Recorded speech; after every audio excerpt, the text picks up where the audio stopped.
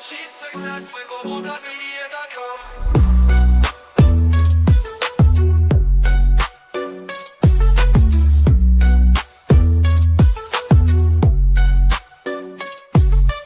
Every step forward is a new beat to your drum. Achieve success with Global.Media.com. Let's celebrate it with or without champagne.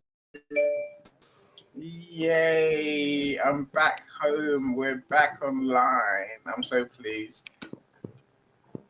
Things don't feel the same when you're on the road trying to do life, right? Things feel a bit strange.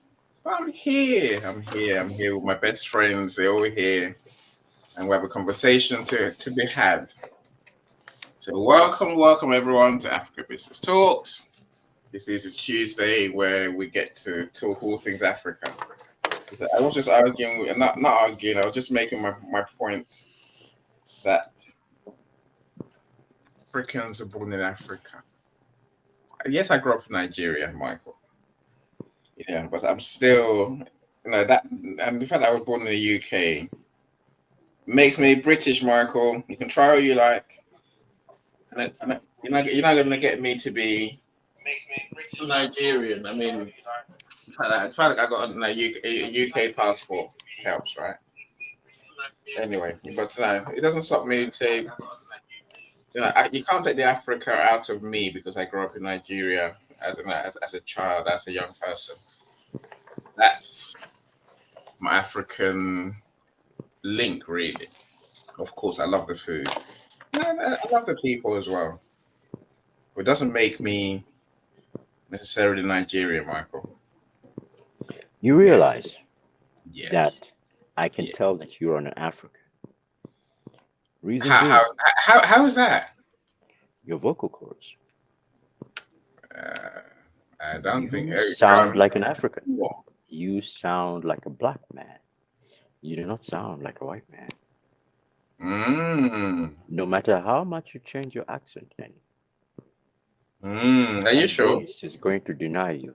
Yes, I'm positively and absolutely and utterly sure. So that is something I can do. Doesn't mean that everybody in the world can do it.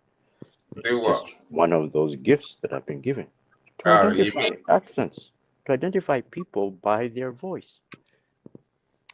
Okay, well, I don't know. Your voice is explicitly African. I agree with Carl.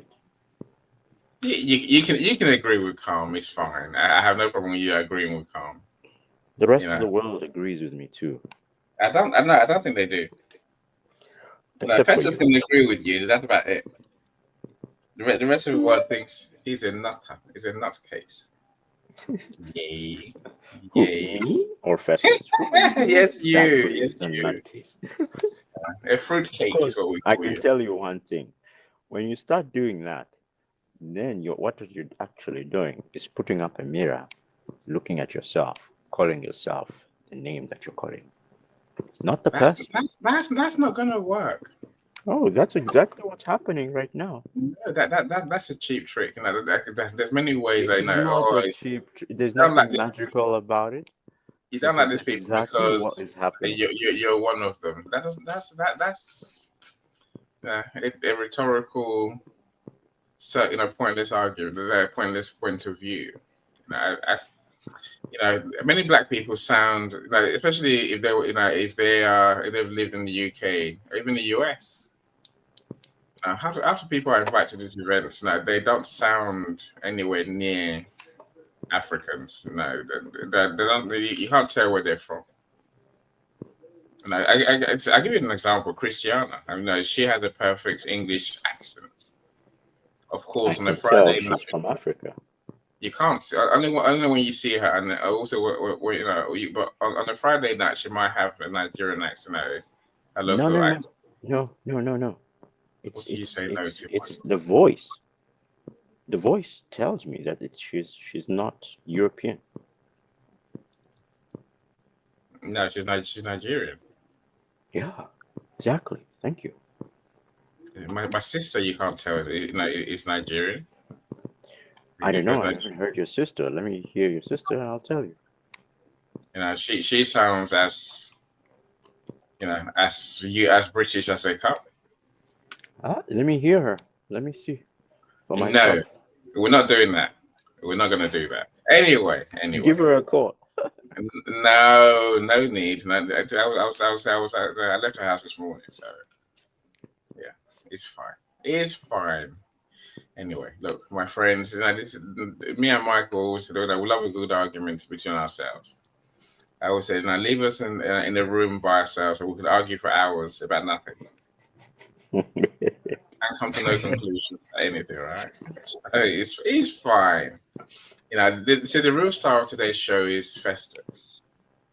I'm close to calling him Dr. Festus going forward because he does have genius insights. I think we can all learn from. Of course, Tobiloba, I see you as well, my brother. Glad you're here. Welcome, welcome, welcome. Right. I don't know how to start Thank you very today's much, conversation. Mike. Go on. No, no, go ahead. Sorry. I don't know how we'll start today's conversation. We might have to mute you. You got noise in your background. Is it me? No, it's calm. Okay. So it's Festus we need to hear. Festus, paint a picture for us. Now, first, tell us about you. I'm still intrigued about your posts about relationships and what makes a healthy relationship. Mm, amazing Uh, question. go for it. All right. Hi, everyone. This is Festus here. I'm an expert in identity and human connection. What I do is I help people and teams to understand themselves and each other so that they can resolve tension and rebuild trust and grow together. So, overall, my why is to help people to recognize that if they can confront their dissatisfaction with life with a little willingness to make a little adjustments, there will be great improvement in their overall life. So my goal is just to help them to activate the will to try things differently. Mm. So that is just a little about me. And today talk is about Africa. And I mean, if Africa were a person, what would she think of us? Very awesome. I just have few things to say here.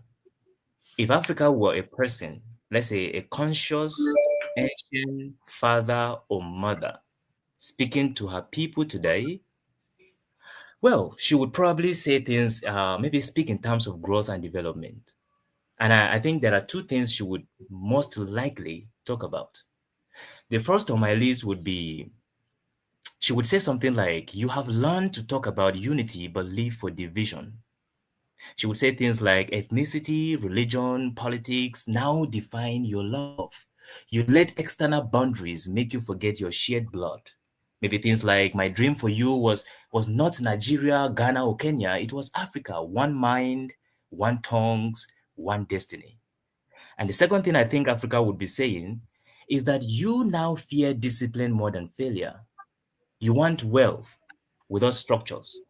You want fame without order, freedom without accountability. Now, you've forgotten that every great civilization rose on the backbone of discipline. And sometimes you call correction control and you mistake rebellion for wisdom. Then maybe she would try to say things like, well, this is what I see in your sons and daughters, but I have not given up. I see the new breed rising, those who read deeply, build quietly, love purely, and think independently. My joy is that my joy is not that you become Western or ancient, but that you become men and women who can integrate progress with principle, maybe technology with truth, and innovation with integrity. Because the future is not ahead of you, it is waiting inside of you. It is my hope that you will stop blaming and start building from where you are with what you have. This is Ooh, what I think Africa would say. ooh. I mean, that's deep, right? That's deep. My friends, if you're here, look, drop us a comment, of course. Say hello. Say where you joining us from. Say we'd love to hear your thoughts on our topic. Well, first of all, before that, I want to welcome you properly, right? If you don't say anything in the comments, I won't know you're here. My YouTube friends, thank you so much for being here. Of course, do the right thing. So like today's video, comment, and subscribe if you haven't done so already. Festus, deep points, my friend, deep points. Unity, and I guess progress rather than focus on discipline. I don't know. I think we have our own problems in all of that, right? Latifat, welcome. I'm glad you're here. I agree. That is deep, Mr. Festus. What would Africa say about us? Would she be proud of us? I thought about this deeply. I thought about this and I thought, what am I going to say? Welcome, my sister. I'm glad you're here. I'm Nigerian. Festus is Nigerian. Tobiloba is Nigerian. The only rogue is Michael, Mr. Calm. He's a rogue Ugandan hiding amongst us. Leave me and Michael alone. So I will carry on jabbing him for the sake of it. That's what he calls it, right? Because he's fun. And he's fun as well, really. So anyway, so I thought about this and I thought, Festus. There's a quirk. Fun, welcome as well. We'll see you. Beautiful presentation by Festus. That's why I started calling him Dr. Festus. Because he does share genius. Yes, you can blush quietly, Festus. It's fine. Look, I think I guess one of the mysteries. Would Africa be proud of the fact that many of our successful people, the people who are doing, people who are achieving, people who are shaping the world, tend to be in the diaspora? Is that a problem? Or is that success? Because of course, the success bit is that it shows that we have the knowledge, the skill, the ability, the discipline to truly achieve greatness. Alas, we don't. Many people don't achieve their potential by staying in Africa. But then again, many do, right? Many really many do. Of course, we know some of the rich ones. We know some of the successful ones, but they're a handful in our eyes. Of course, that can't be right. There's many more people who are successful, right? When I look at Tobiloba, when I look at Festus, they're successful because we dare to dream and dare to at least begin the journey. Where we get to is not the point. I think it's beginning the journey. It's having that willingness to achieve your potential. Let me stop talking for a second. I think, I see Nigeria internet is okay today. Let's hope it stays okay. So let's talk. Yeah. Let's talk to you. Otherwise, we might lose you again. So, what's your take, my friend? How are you doing? I'm very okay. I wouldn't want the connection to stop me from sharing what I need to share so quick, right? Yeah. Don't do it too quick. I mean, tell us what you do first of all. Tell us how you help people, and then you tell My us name is Tobiloba Fumini, and I'm the creator of Client Flow System. What I basically do is help you to create a system that make your sales to be predictable. Because what I figure out is that many people make sales, but it is not constant. And that's because they do it the way most people do it, which is looking for customers. So you are to stay and be where you are supposed to find instead of you trying to find a customer. So if anything you want to learn, can visit my LinkedIn profile. My ebook on the client flow system is there. And yes, that is how I help people with CRM, social media management, email writings. Those are the ways I'm able to help you to make your sales to be consistent, not a guessing game. Right? Thank you so much for listening to that. To the question of the day, right? which is that if Africa was what? Was a person or was human. Are you there with me? Am I getting it correctly, please? You got the right idea. If Africa was a person, what would she think of us and what we're doing right now? We should be Mm. proud of it. You know, the truth is that we cannot still, we can still not talk if we have not said anything about the mindset again. Do you understand? I've come to the realization that we are where we are today because of the content we consume, because of the things we were exposed to, because the way we were programmed, because the perception we have about ourselves. Now, the law of correspondence says that so as above, um, so as within, it's the same thing that is above, so below, so without, right? Meaning that our reflection, what our life is basically reflecting at this moment, is basically because of what we expose ourselves to. It's basically because of what we consume in our life and our day-to-day activities. And that's what makes up Africa. That's what makes up Africa. The perception of Africa is what makes up Africa. Right? So the law of correspondence is one thing I really want to talk about today. Like, it just mirrors our existence. It mirrors the existence of Africa. And then this is something that basically governs everything we experience as a continent, right? It's not just a law.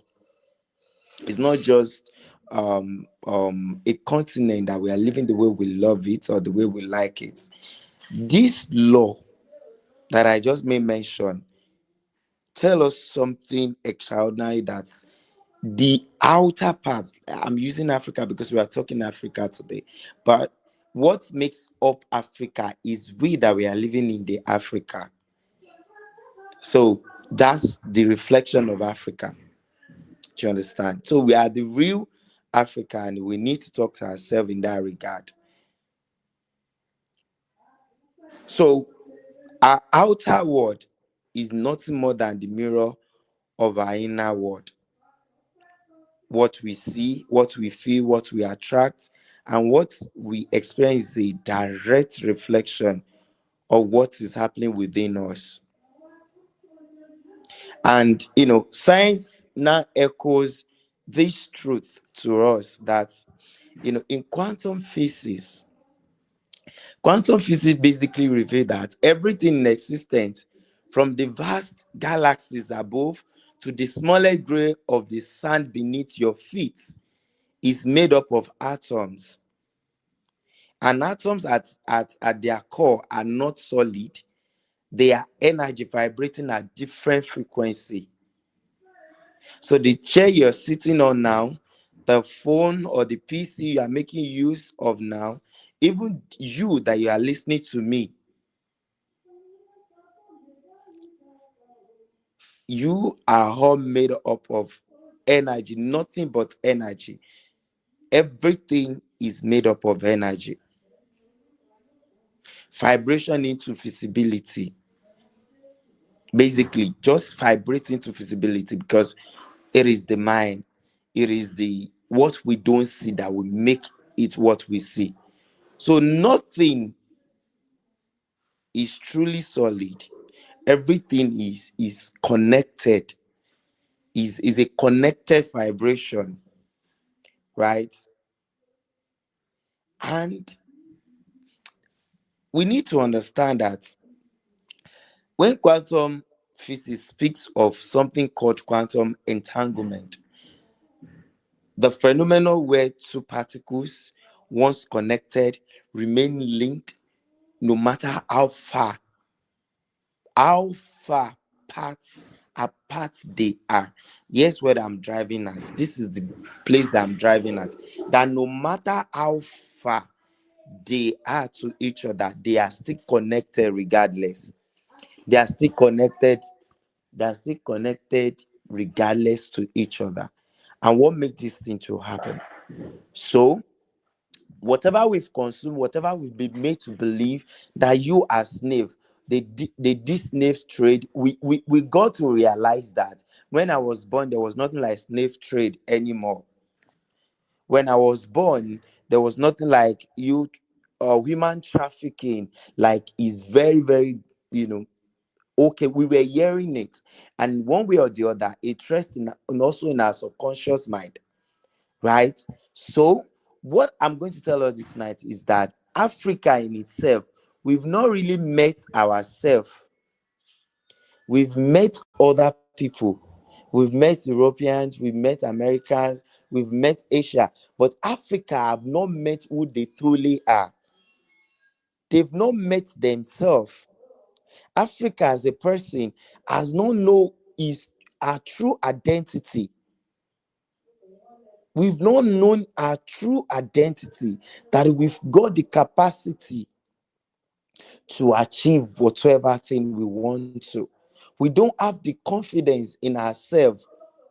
We talk because we believe we can do it, because we think we can do it. Yes, we'll only talk because we think we can do it. We don't believe, we don't have the confidence yet that we have the capacity to change everything. So it is when we come to our realization, we come to realize who we truly are. That is what gives inspiration to witty invention. So we can now begin to invent things that transform continent, that transform the world. So if Africa was a person, I'm going to say that Africa do not know who is truly is, or who she truly is, or who we truly are. We've not known who we are yet. So we need to come to that realization first, that we must meet ourselves. Until we meet ourselves, we will not be able to do what we are meant to do. We are still living with other people phenomenon, with other people identity. We are still using the identity of others. We've not really tapped into our potential. We've not really tapped into who we truly are. And the only way we could be able to do this is when we come to realization of who we truly are, that we should not just be saying or be talking, we should dare to do. We should be confident enough to do the things that we are meant to do. Anything aside that, we will keep on talking, talking, talking, and nothing will change. So while we are talking about this, I think we should be doing too, so that we can bring the transformation we need to bring. I hear the mic. That's deep as well, my friends. Romain, welcome. We'll see you.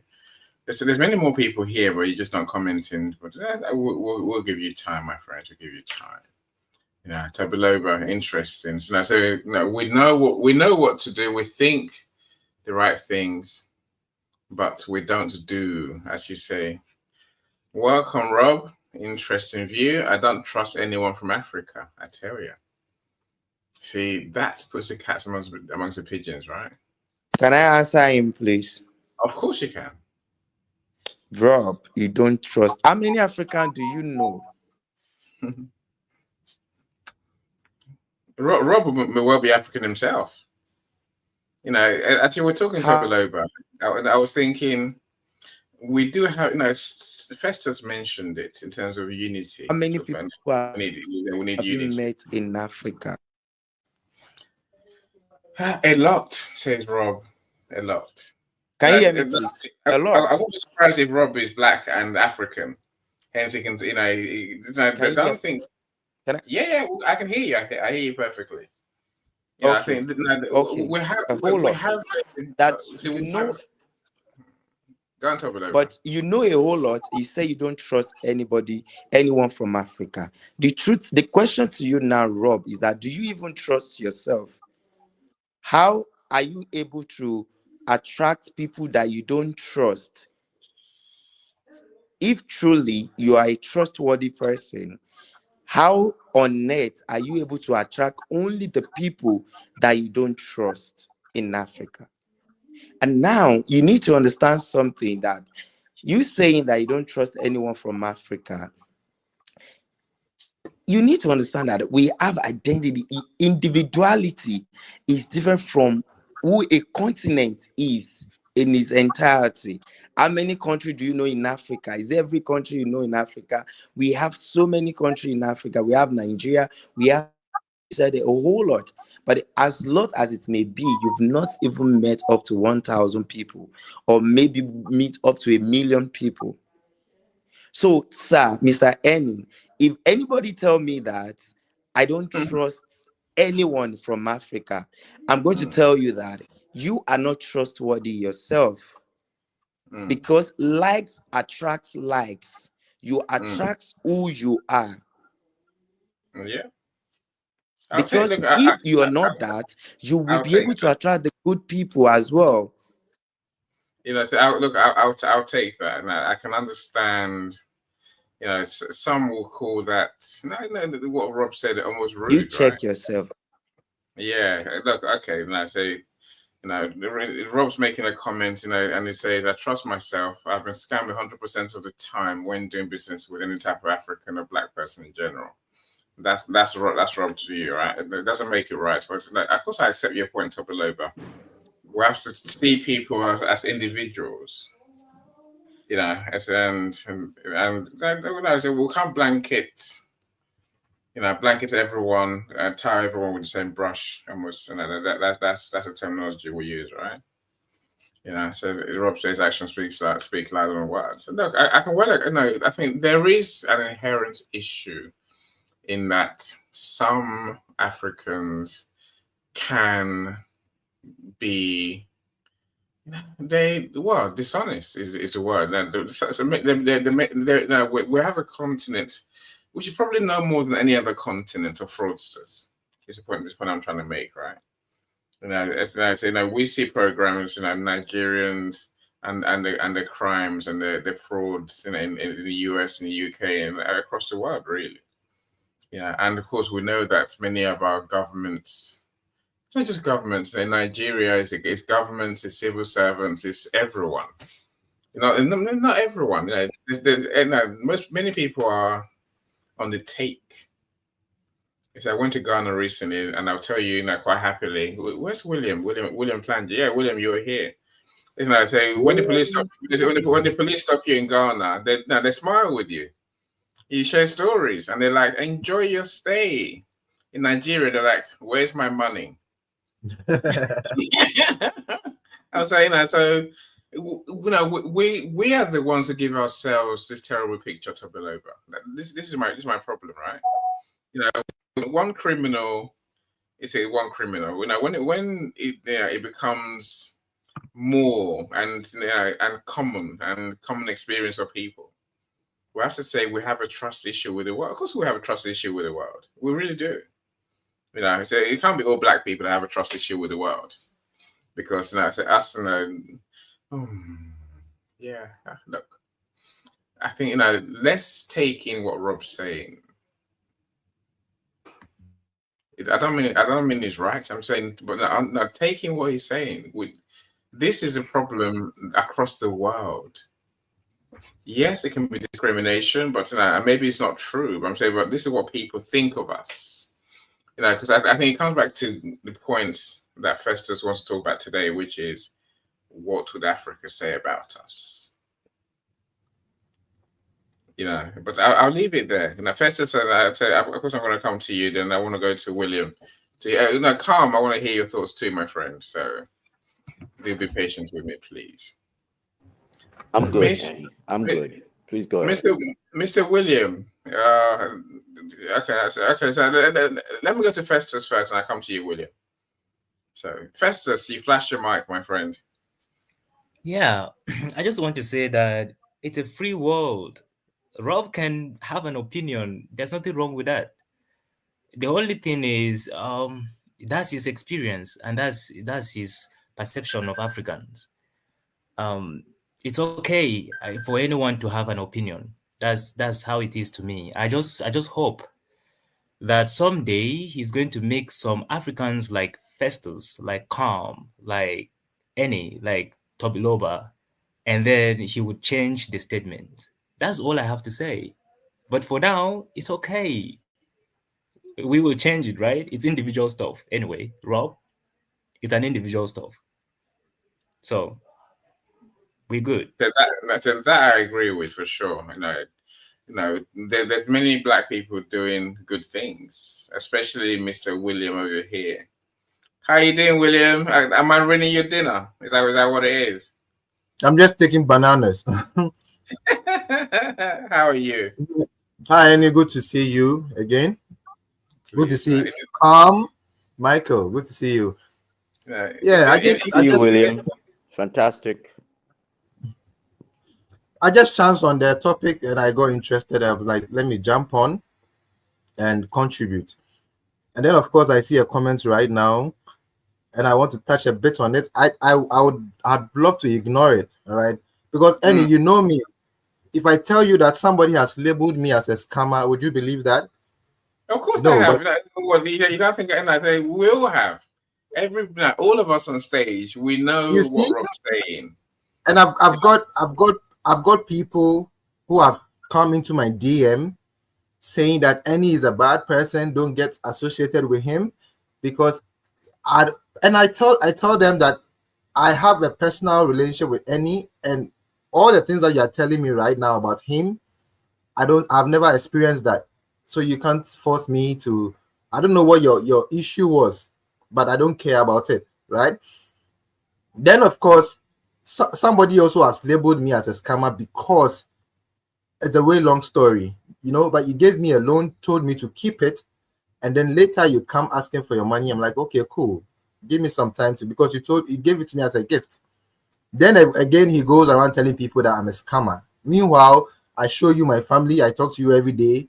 So it's normal, people say that. But me, in my world, I am doing good stuff, and I'm glad Annie you're able to come to Ghana because of me and share a stage with me for my event, right? But back again to the if Africa was a person, what would she think of us right now? I think Africa, if she was a person, she would be crying right now, because we have so much potential. We have, see, any me I am just 1% of the amazing people in Africa doing great stuff. I'm just an inch of it. There are people with great ideas, but then it is being shattered because of our leaders. I'm going to be blunt and say this: because of our leaders, there's no support and all of that. But then of course, in my own world, I don't look up to somebody before I do what I want to do.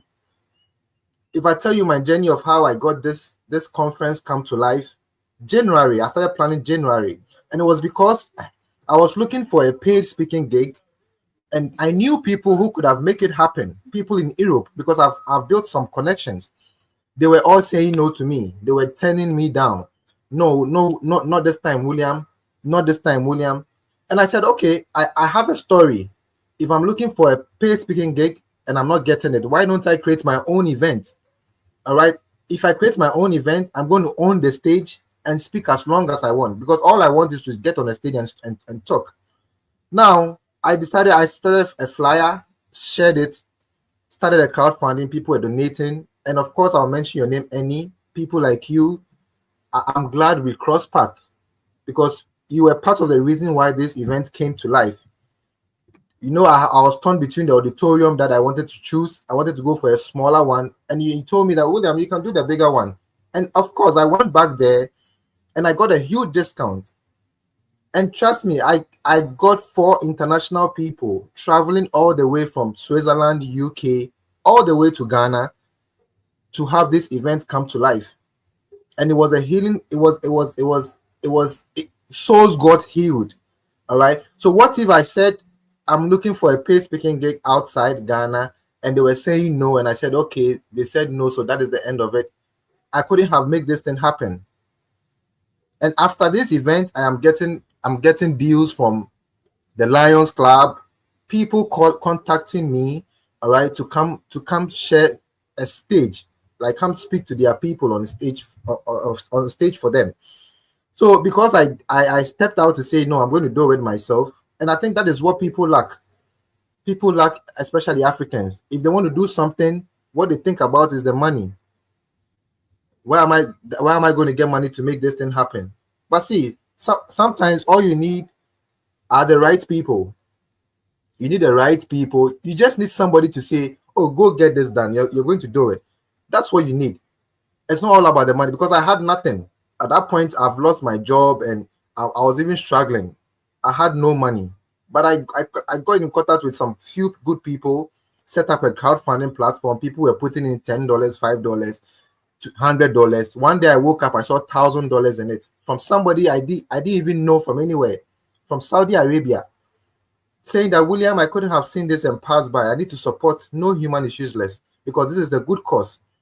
All right. But all it took for me is to just be bold enough to say, I want this, I want to do this, set up a flyer and say that, hey, I am doing this conference and add some actions to it. And it came to life. It came to life, getting people flying into Ghana just because of me and my event. So I think it's what we need to do is just do it.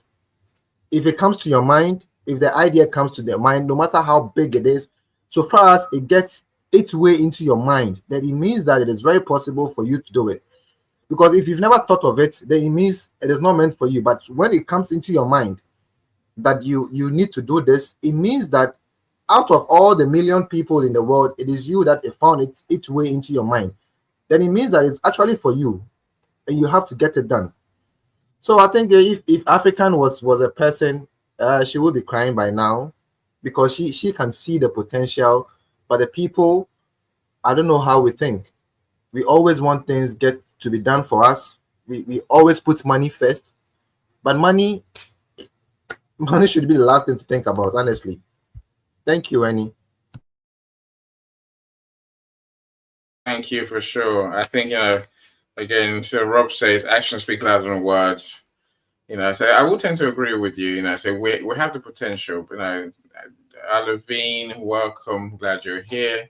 I hope you're doing well. Success is about rising from the ashes. Success is based on struggles and overcoming our dark face, our fears, our pride, impatience, and many more. I think as Africans, we've definitely overcome. We're overcoming every day. William, you're a great example of that person who thinks and then goes for it. So is Festus. So is Mr. Calm. I guess we always risk to Tabaloba too, and it's just written in his book. I'm saying we're trying. We believe in ourselves. We're trying to believe in ourselves more. We're trying to do bigger things, right?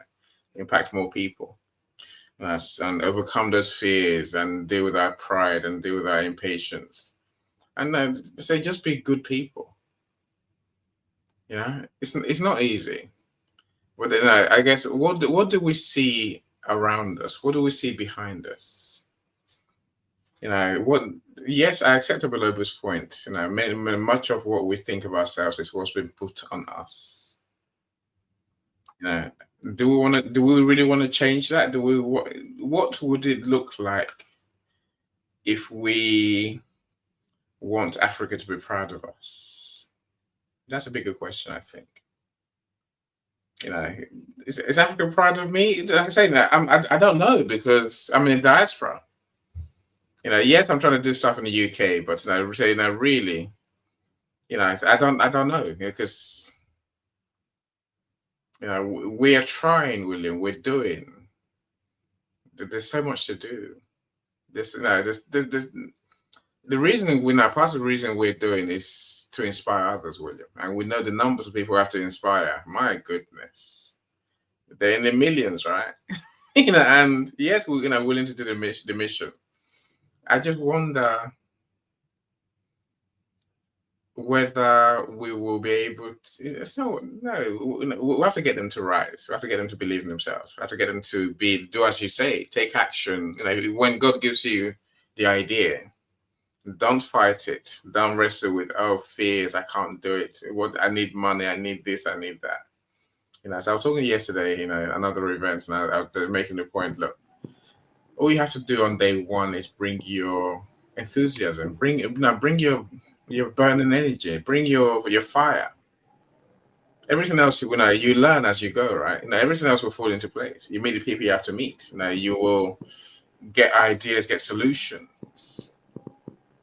Do we do that as that? Do we give ourselves that chance as Africans?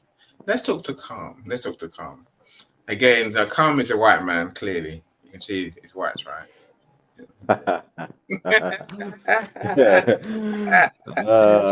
a Ugandan in the US. That's what I mean by white. So, like me, we can't really talk because we're in the diaspora. Or can we talk? I wonder. We can talk, but more than talk, we can ask questions. So I've got a question for the panels. And I would like to know, what is Africa's mission? What does Africa really want to do? Can you succinctly tell me what Africa's mission is and agree that that is Africa's mission? Please, I leave that to the floor, to those who are in the diaspora, to all Africans in this world. No, to all Africans in this universe, I ask that question. I think it's a fair question. I said it may be, what is success for Africa? How are you going to judge us, Africa? Really, what are the criteria? What are the markers? What are the boundaries of success? Mr. Festus, help. Okay.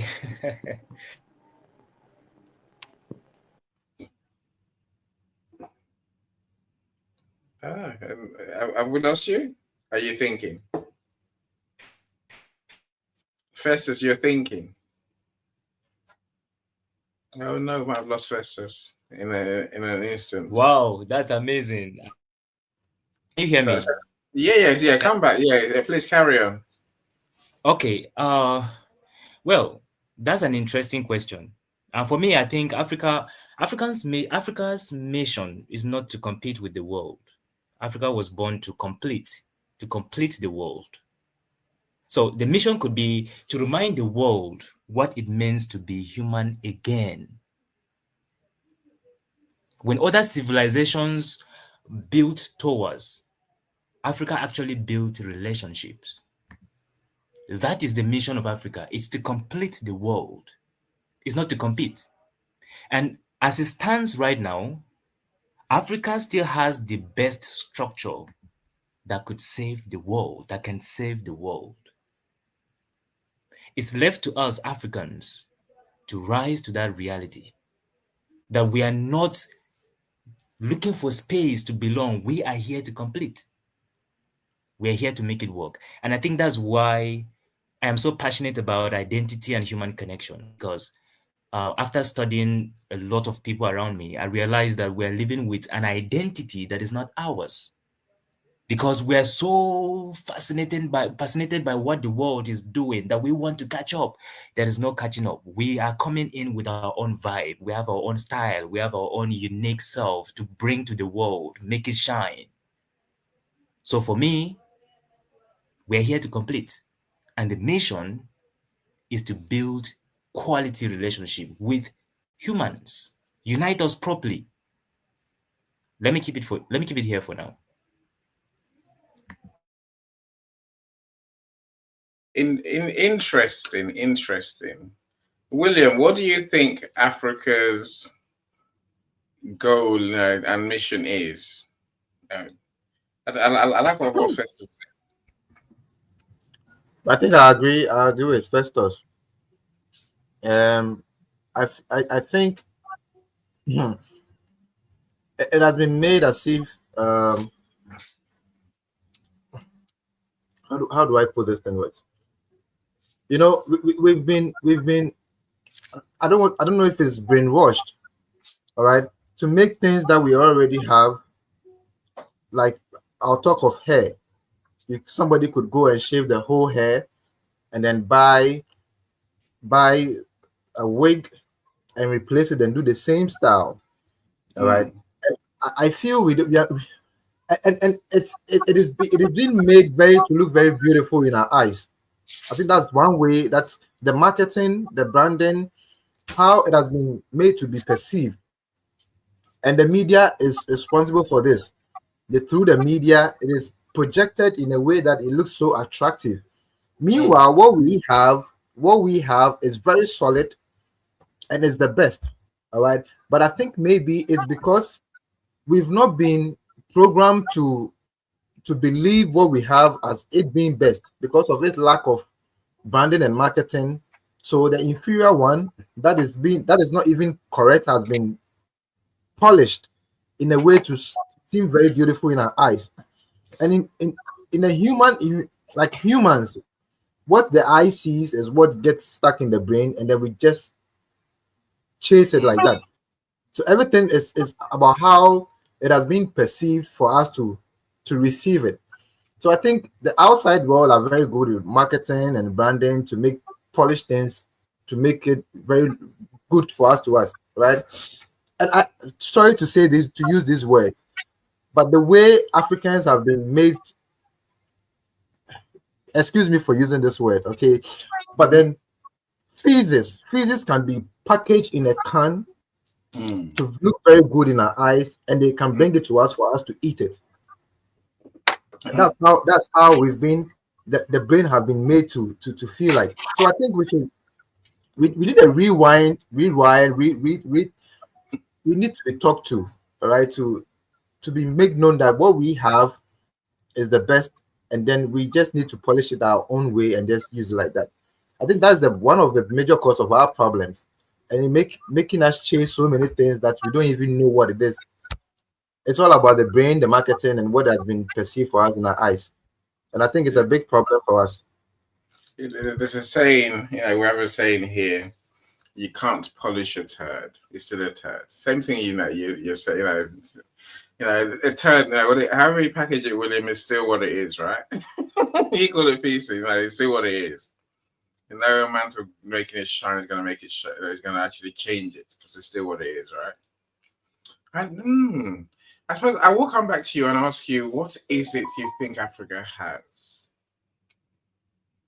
that we that I'm not I don't know whether we're saying the rest of the world doesn't have it, or whether we're saying what are we saying?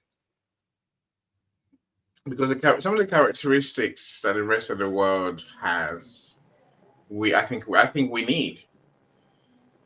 Even going back to your point about taking action, daring to dream, to Willibert mentioned, right? Dare to dream, they're there to do. That's my thing, right? So that's one. So what do we have that we're missing? That's a question I'll come back to William and Festus about. So let's talk to Adovine, then I'll come back to you, Michael, to see whether they've answered your question. Hello, Adovine. How are you doing? Please unmute. You're muted, or you muted yourself back up again. Oh, Yeah. thank you. Hello, everyone. Nice to be Hi. here with you. Nice to see you too. I'm good. How, I'm how are you cooking right doing? now. So Cool. I will not stay for long. Yeah, I will stay just for a few minutes. I just want to say that I think our mission as Africans is to let's say to be connected to the world to complete, yeah, and also to remind people that our identity is the most important thing we have, and we need to understand that deeply, as deep as we can, in fact. And I said somewhere in the comment section that we also, so if Africa has to tell us something, Africa should tell us that we should never forget our identity, And also, I think Africa would be very proud of our resilience. And I don't remember the other word I used. Anyway, I think that as Africans, we need to stop competing. We need to stop chasing after what we don't have and what is not us, what is not what is not our identity, because it is not because others can make new technologies we have to do the same. And it is not good to copy, because when we copy, in general, we forget the important point, and it is about who we are, who we truly are, and that is very important according to me. That's my take for the moment, and thank you very much for your sharings, everyone. No, thank you. I'm curious what you're cooking because I'm sure it'll make me hungry. I dare say, right? But I'll leave that for a second because I don't want to be dying of hunger. Now, William eating is bad enough, even though I don't like bananas at all. I can't stand bananas really, but it can be used different ways. No, so look, I love what you're saying. I suppose, as you're talking, Levine, something dawned on me, right? You mentioned the tech that the world creates, for example. And my question is, can Africa be proud of us if we don't create anything? Are we really gonna? Because when Festus says we're here to complete, that means, to me anyway, that we're here to add something to what the world knows, what the world has, what the world uses. And Africa tends to be consumers, not creators. That be my problem. I don't know how we square that circle. Michael, so I'll give you a chance, of course. No, I don't think the identity thing. Oh, does the rest of the world work on based on their identity? No, they work based on solutions. No, the American person, is not. You don't know him because he's American, because he's he likes wearing cowboy clothes. You know him because he's created something that the world needs, that the world uses, that the world values. Now, don't we have to create something that the world values? Michael, I'll come to you. Am I on? Yes, of Yes. course. What everybody said, let's just say, they all in some way or another agreed with what Festus had said. They also added, based on where they are in their journey of life at this particular moment in time. I'm not going to add or take away. I am going to ask more questions with respect to how do we get there? Festus, how do we get to this world that you're talking about? First, I'd like you to think about, when do we get to this world? If you were to project and say we can get to this world by 2050, or we can get to this world by 3050, tell me that. Then tell me, what are the steps required to get there? That's question number 2. Number 3, how is language significant? African language significant, or indigenous African language significant in getting us to where we need to go? Because I'm going to put a context in that. Languages describe, you talk in your own language, you define yourself in your own language. That's inherent. You brought up, you learned your language, you talk in a particular manner and way, and in a particular style that's inherently yours. If you do not program your mind in that language, or if you do not program your technology in that language, then that technology is not yours. That technology belongs to somebody else. It is not an embedded system that can resolve the problems that you are trying to resolve because it's written in a different language. You do not fully understand it. It does not fully understand you because you think differently in another language. And you put things together contextually in a different language. You may come close and kind of think like you're the same, but no. If the language is not identical, the same rhythm, the same soul, do you really know what you're writing? Do you really know what you're trying to change? That's what I'm trying to get at. What language? How significant is the language in getting you to where you need to go? If you can explain those things to me, I'd certainly appreciate it.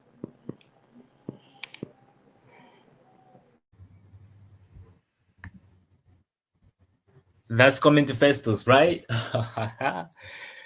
Amazing. You're mute, Mr. Ene. Festus That's why first. you can't hear me. Festus first. Please I continue. think, It's coming to everybody, the panel. yeah, Anybody who can I answer, think for please all of answer. us, the weirdest is that we all think and speak in English. Isn't that the irony? Would that ever No, change? no, that's not Interesting. the irony. The irony is we translate our thoughts in English, Okay. but we think in a different language. Oh, I'm not sure. And the minute Alvin had this conversation the other day, and I said to her, think in French, of course, her island is next to South Africa, right? In the Indian Ocean. And they speak French primarily. But of course, they have I'm sure they got this local language in Reunion Island, right? But she told me quite clearly, I think much more clearly in English. That's why I'm arguing with you, Mr. Calm. But let's hear from Festus. Festus, so the question that Mr. Calm asked you is, how long will it take when we will get there? That place where, see, part of me thinks, Mr. Calm and and everyone else here, all that Africa wants us to achieve is to be seen, to be heard, to be valued. That's pretty much it. That means a lot of things that could mean nothing, right? What does that mean? What do we have to do to be seen, heard, and valued? I didn't come up with that genius, by the way. My friend Mike LeBlanc came up with that, and I accept it. That's all humans want around the world. I'm not sure it's different for us as Africans, but tell me what you think, Festus. How long will it take? What are the steps? And what language do we need to create in? Interesting question. But I have a problem. If you say, how long will it take and when are we getting there? When are we starting? You are making me think, are you saying we should measure our success by what the direction to which the world is traveling? Or you are saying that Africa should come up with something that is Africa that can complete the world and make it what it's supposed to be? Because if we are talking about the last, Number two. Okay, what do you say? This is Number the two, second what thing that you we our Yes, unique self. Yes, Africa's self. Okay, if you're talking about our unique self, then it has no issue of when, but it has now. We have to start now, and we have to be intentional about it. Because one thing about success is that success is not about the time frame, it's about the finish line. And that is why even teaching about setting goals is not about achieving, it's about getting to the end of the time frame and then resetting again when you did not see the result. So what I would say is Africa should be more concerned about getting to the finish line. We should have a vision of what we want to have in the next in some few years. It must not necessarily be an overall that this must happen, but let's have a vision. So for me, I would say that in the next 10 years, Africa is going to be something different from what people think it is. It's already happening. We have a lot of people doing amazing things out here. We have a lot of people putting us on the map. So it hasn't been like that 5 years back. It hasn't been like that 10 years back.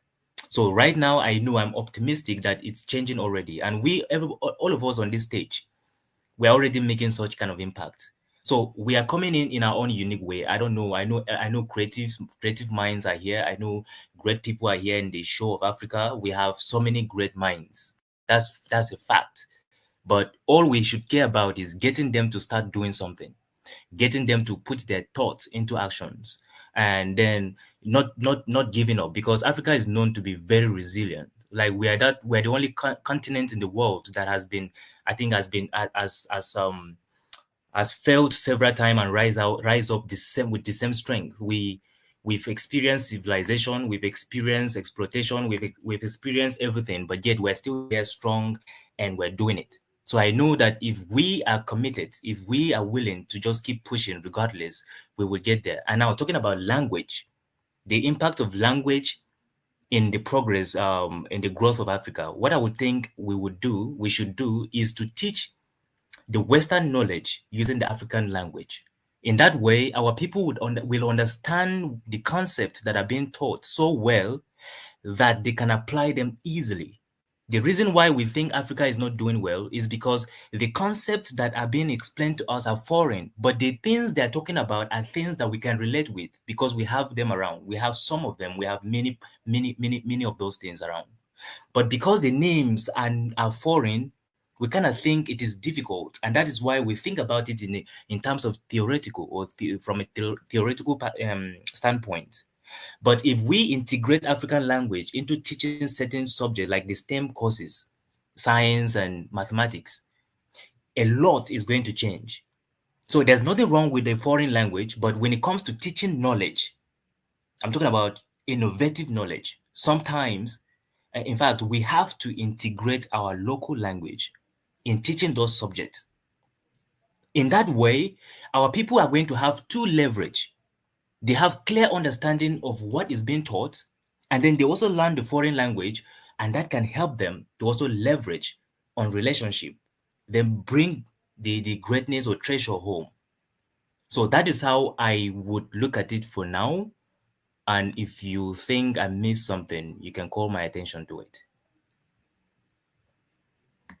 Thank you so much. Nice. I'm going to come to William and Alvin in a second. Coach K, welcome. I'm looking forward to having Coach K as a co-host on our Thinking Differently series, hopefully soon. Who else do I see? Deborah, I see you too. Welcome. Say, William, your story is very inspiring. Thanks for sharing. Look, of course, Dr. Festus is what I call you. I think, Coach K's point is important. I think Africa has always been gold, right? We have a lot. We're doing a lot. The question, Coach K, is Africa proud of us? Given where we are, given where we've been, maybe even taking where we're going. I love the optimism. I love the optimism of time will come in the next 10, 15 years. I don't believe it, by the way. I really don't. I feel like I say I'm crazy enough to. I had a whole room on that conversation. When someone said Africa is going to take over the world by 2040, I'm like, no chance. It's not going to happen. It's not going to happen. What is the rest of the world going to do? Sit there doing nothing? Scratching their behinds? No. Because the rest of the world's moving forward every day. Festus is dying. I can see him. Literally is dying. Festus, I'll come to you. Give me 1 second. Coach K says, I agree. I've always dreamed of building bridges between African and Americans, and I really desire to see Africa heal. We need to heal. That's the point there, right, Coach K? And build bridges. When Festus says we need to complete, we can't exist in a vacuum. We don't exist in a vacuum. The rest of the world exists, right? It's how do we, how do we find our place in the rest of the world? That's my primary question, and I think we have this thing to. And I fear that if we just want to have our identity, it hasn't worked so far. That's my problem, right? We haven't created an identity. No, the identity we created, no, it hasn't worked for us or for the rest of the world. Yes, and look, we can cry. No, you can talk about Ubuntu if you want. Which African lives by Ubuntu, really? The promise is great. Coach K, I agree with you. Look, I couldn't say we can build bridges by way of community. We really can, but we don't. What gives? Many of the things that you mentioned, Festus, the government, I think William mentioned, the environment. But we have so much, but we don't see it. We don't use it. That's my thought. So you can ignore my thoughts half the time, right? Sometimes you have to learn. You have to leave to see it. That coach, I don't know, at a bird's eye view. You have to look at it from the right position and with the unity and respect. Festus said this right when he spoke earlier. See, Coach K, I agree with you. See, and almost like it, those in the diaspora, we get it. Many in Africa don't see what we see. We see the potential. We see we see the genius in many Africans. I don't know whether they see it themselves, or at least whether they live it. Maybe that's a question to you too, to everyone here. William, what say you? Are we gonna get there when in our lifetime? I think we can get there. But now listening to Michael and then Festus, I realized that I think what best is going to help Africans is collaboration, but not losing ourselves. Because it looks like even we as humans, everybody has their own specialty, right? Probably what I can do, Festus may not be able to do it as I would do it. All right. So we are all different. We all have our specialties and all of that. So I think growing up, there were stories that I heard that white people would come to Ghana, take our gold. They'll mind because we didn't have access to refining our gold. So they come, have a deal with us, take the golds away, refine it, and give us some little percentage out of it. All right. Then later, whatever they do with it, they come back and sell to us. All right. So what if we were able to refine the gold ourselves? So we need to learn something from them. And so I feel all these things boils down to collaborating, all right, but not losing ourselves. Some leaders will allow people to come, pay money for just one person to take a whole lot of resources away, and will not even go and learn what they do with the resources. If we learn how to do those things, we can as well take the resources here and do it ourselves. Right. So I think we need to learn, collaborate, learn what we don't know from them. All right. Also because we have a lot of resources. If there's the resources that they want, they get it. They teach us how we can also turn that resources to whatever things we need that we buy from them. And about the language, then I think it's very important. And I really agree with Festus with what he said. Quite recently, after my event, we did a research, and there was no local language for the word depression.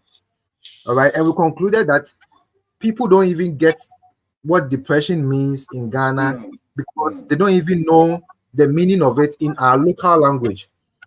So everybody is ignorant. So when you tell somebody about depression, you are a man. You need to be strong. And it's because after the research, we realized that it's because that we don't even understand what it means in their local language. They've just heard the name depression, so it's just normal. So I think teaching these knowledges in our local languages will really help us grasp a whole lot of things. So I think that's my submission. It's all about Yeah. collaboration because we don't have the things that they have, and we also have the things that they need. So why don't we come together, give them what they want, learn how they also use what we have to do things that they sell to us back, and we start doing our things.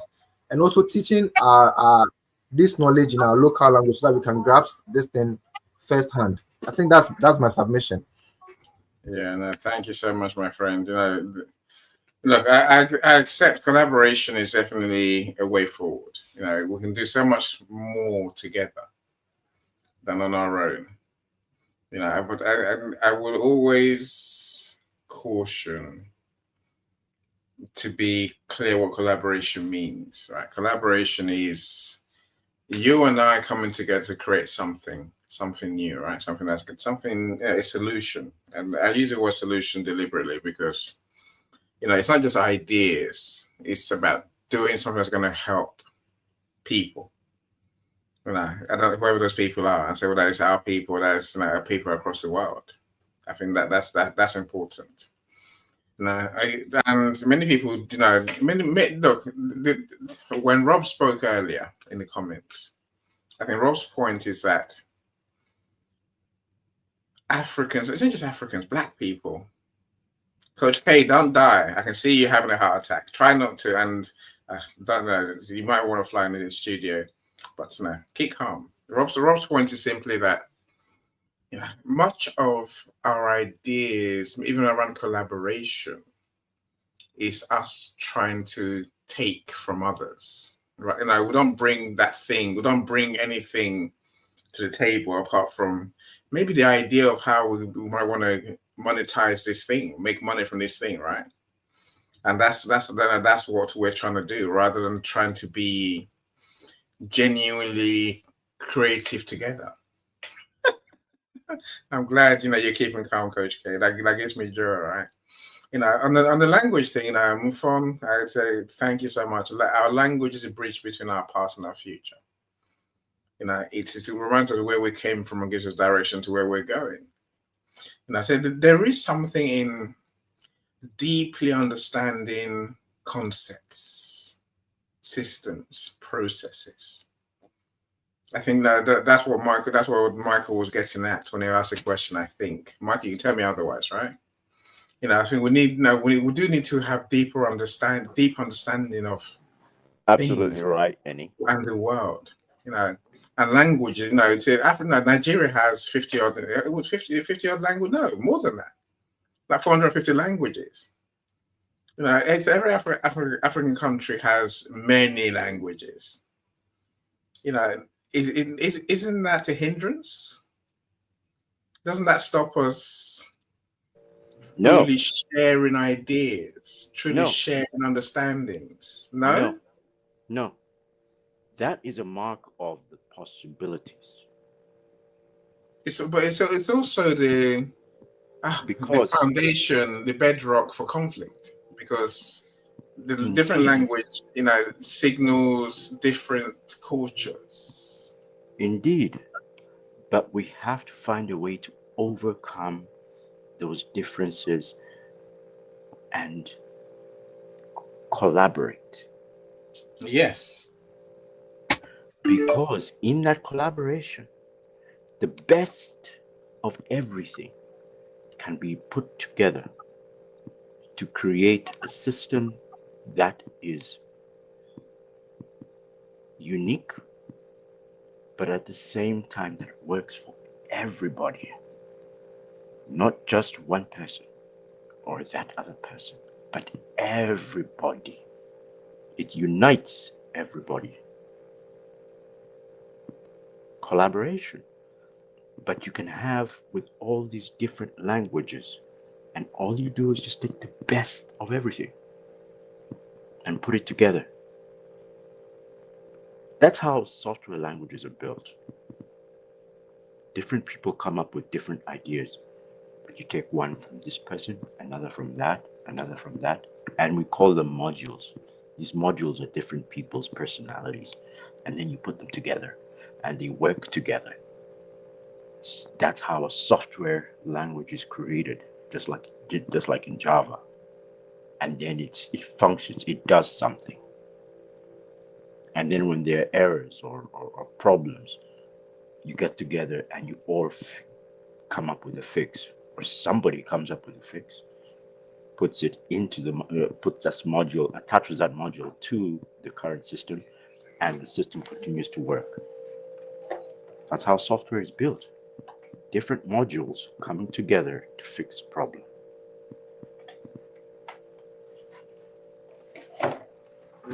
So Nigeria does not have an issue with languages. It needs to figure out how to put them together and work. Well, that's fine. Go ahead, sir. Yeah, I can understand the complexities. No, so Coach K, I agree. The different languages are how cultures preserve their roots. Yeah, which is true. And the differences simply need to be respected. There's no right or wrong. But that's only if we can find that middle ground, that way of explaining, right? That way of understanding. I think that's what leads to the way of being. So that's if I see what you're saying. Our strongest strength is community. I wish someone could break that down in a way that look, and I can understand what you're saying. I had one of my I don't know who it was, and let me not leave Michael up. One of my father's brothers. I don't know he's got a brother, by the way. Messages us, I need help. I haven't had 3 square meals in a day for a long time. Excuse me. Just I have to take my leave. So see you. Thank you very much. Thank you. Thanks for joining us. Yes, So I will. hopefully you join us later on Lisa's show. Lisa's your metamorphosis show. So I will send you the link. So hopefully we'll see you there, my friend. Thanks for joining us. Enjoy your meal. I'm jealous. Thank you very much. I will enjoy it and see you. Bye bye, guys. Enjoy it. I will listen later. Awesome. Take care. Take care I think. Au revoir, mademoiselle. Au revoir. So this thing about community. Ubuntu was fed to us for a long time, for generations. But I never saw anyone actually live in Ubuntu. And then going back to this man who is apparently my dad's brother, who needs our help. So who we don't know.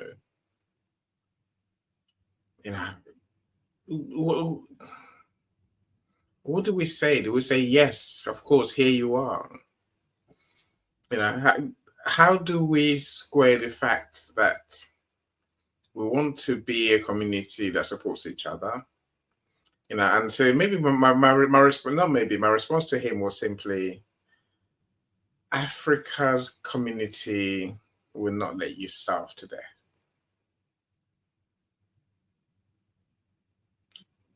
Is that what community means to us? Or is it creating for our community, solving problems for our community, making life easier, better for community? Coach K, okay, all right. They're saying Coach K has a solution, right? Coach K says middle ground is where it's where we're trying to get to. We're all humans. It's where we want to live, and that's where we want to be, right? That middle ground. We collaborate across barriers. I've done this in Nigeria. I didn't speak the language in Kaju. Okay, or Kuja, sorry, my bad.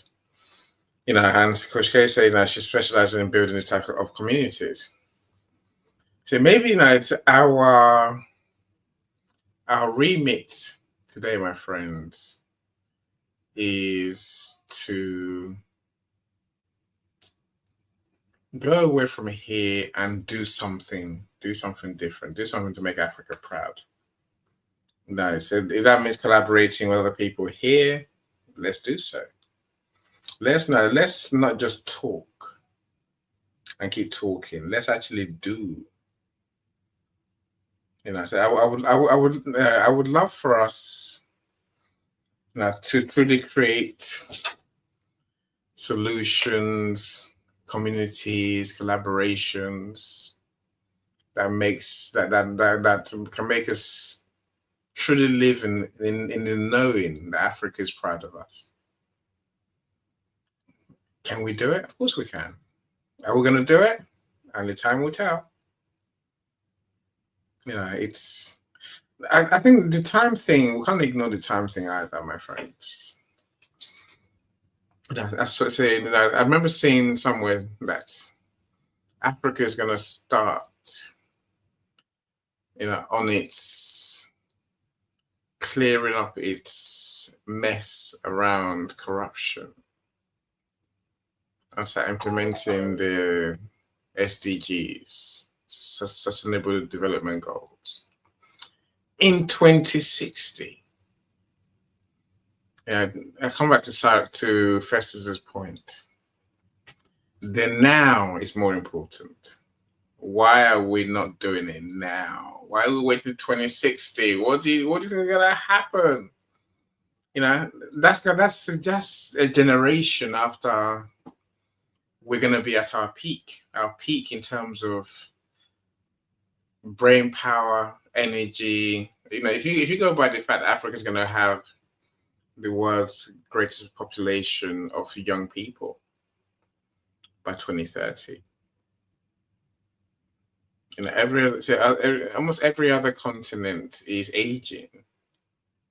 Africa is getting younger. Why are we waiting 30 more years after that to even begin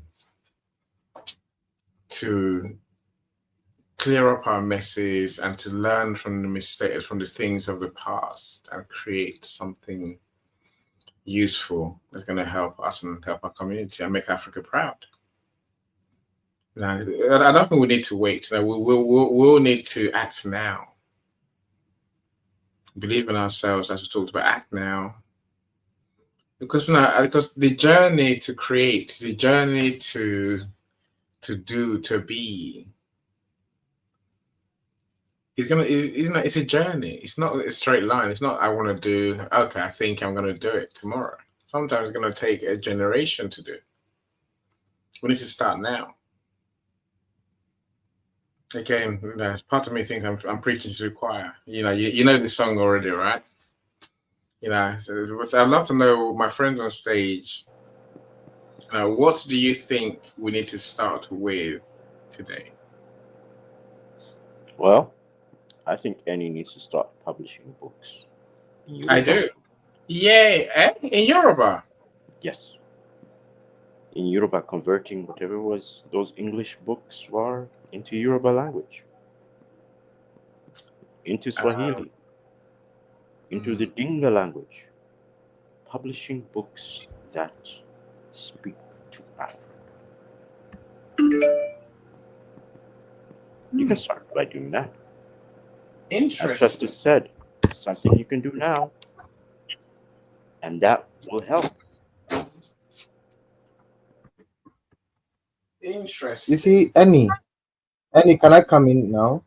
Of course you can. Of course you can. I was just the Minister of Education in Ghana this week made a pronouncement that henceforth all the schools should teach their students in their local languages. All right. But he setting an example, he was speaking in English. See, the problem now is irony. The problem now is if you write in our local language, like you publish a book in a local language, many people cannot read it now because they didn't start with it. Me, if you write in my local language, it will be very difficult for me to read. Though I can speak it, but I read it will be very difficult for me. I can't write it very well as it is because we didn't start with it. All right. So I think starting should be starting from those who are like my daughter's age, the 2 years old coming, so that they can grow with it. Some of us that we've already grown, it will be very difficult to adapt to it now. So the Yeah. starting should be from the 2 years old who are coming. That's the challenge we have right now.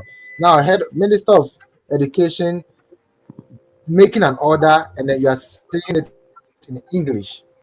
It's probably not working. It's odd, Well, look, here's the thing. You go need to for it. understand that you need to be the guide for your children. So that means you need to also start learning the language and writing in the language. You need to start implementing that Exactly. I so that you agree. can communicate with your children in that language. Agreed. Otherwise, they're going to grow up and you don't Agreed. understand anything. And how are they going to communicate with you Agreed. when you're an old man? And yet, you're trying to get them to think in their language. So you need to be the teacher also, or you need to be the guide, the one that allows them to do this. Otherwise, they're just going to fall back into learning English and saying, forget that other language. And that's just no good. We shoot ourselves in the foot when we say those things. So he may have I to agree. communicate it in English, but he did that so that he can communicate. But he's also, as a president, has to take his own medicine. That means he's got to learn the language too. Yeah, and Exactly. speak it and talk and start talking to people in the language. Because So otherwise it makes no sense. they've always been contraries at any, right? That's me. This is a book my granddad wrote. God knows how many years ago. Granddad wrote many books. I think he wrote about 15 books. So it's a big book. It's a big book. You wonder why I do books. My granddad. I can tell people, especially older people, took the titles of his book and his name. They'll be like, "Wow, that's your granddad." They all start going crazy. But that's people. That's it's a good thing, right? So, Michael, the books, some of the books are there already. Maybe not on Amazon, but they exist. Also, because we're talking the days before Amazon. Now, this one is Asian Native Laws and Customs with Ethnographic Studies of the I want to Asian buy people. those books. Tell me where they are. And it comes back to you and Coach K. Coach K is all saying, yeah. It's published books in Yoruba. Someone, let's collaborate. Bring some cash. Bring the stories. I'll publish a book in other languages. Coach K is like publishing, do one in every language. Yeah, no, Coach K. That's going to take me way too long, right? I don't just dump the content into a template. I have to do every line by hand. So cut You and know, paste. there was a Copy. person, who was giving me a hard time. I had done some research um, on a topic. I had written it out in English. It was pretty long, pretty hard to read, and it's not really that hard, but you had to be on my level in order to understand it, or you had to be a level below. But whatever the case may be, it has ideas, and it's fomenting these ideas. She told me that it was difficult to understand, difficult to know what was going on, and so I can only assume that she gave up reading it as a result. But this is a person who speaks both French and English, and French is her first language. English is not. But I'm presenting to her in English. So what I did was I told AI to convert the language, to convert the text into French, and then I presented it to her. And then she was able to read and understand where I was coming from and what I was talking about. But it also goes that example is also an example for Africans and for what you do, Annie, which is you open the world, knowledge. You open the universe. Let's just say you open the universe, which is knowledge, to the world. But Africa is missing. What you need to do is convert the language into whatever language they speak, Swahili, Lusoga, Luganda, Yoruba, Amharic, because Amharic, there's a Bible which is a very old Bible which is written in Amharic, and you can't and that's very difficult to read. But you can convert that back and forth into Yoruba, into Lusoga, all these other languages that people can discern and understand for themselves where they come from, how they think, how they understand, and therefore how they create. You Look, bring okay. through language, you bring creation. I don't know. Because I don't know. language was one of the first things we I don't created. know. Language Yeah. was one of the first things we created to communicate with each other. Right. You We talk as if created that. we've not played this game before. We have. In this country, for example, it's in the UK, we have something called United Kingdom. It means something. It means we're a collection of 4 countries, 4 regions into one. There's England, there's Wales, there's Scotland, there's Northern Ireland. See, a few years ago, they decided that they want everything in English and the local dialect. So if you go to Wales, there's signs in Welsh and in English. If you see politicians, Welsh politicians speak, same as Scottish politicians, right? They will speak in English and also in their local language. Otherwise, someone else would translate it there and then on stage. And of course, the schools try to use English and their local language to teach. I don't know the benefits that the Welsh kids have got out of it. I really don't, because society does not. Society has its language modules, as you call it, Michael. Look, it's an idea. So maybe I have no problem saying let's try it. Coach K, an intern is not going to publish my books, right? Because my books are a different energy.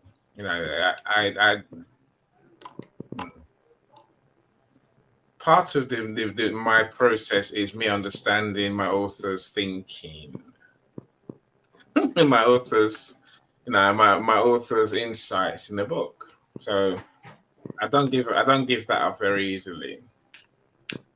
Coach K, I'll give you the link. Of course, I will. I'll share the link to your. We know that you don't give that up very easily.